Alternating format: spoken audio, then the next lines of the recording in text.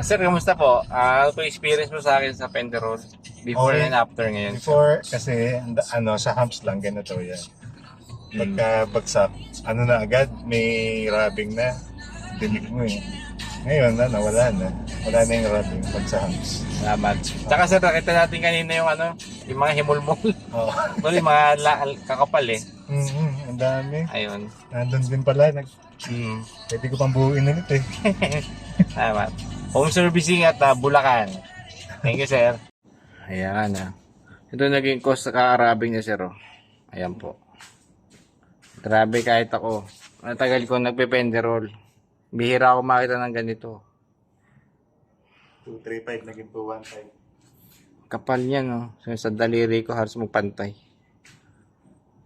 Ayan, ingat po biyahe. 1, 2, 3.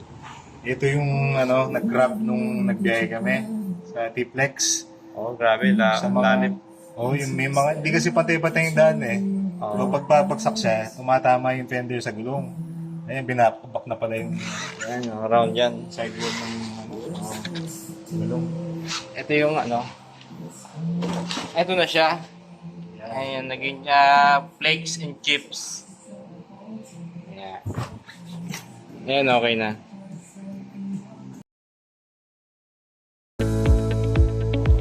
Yun.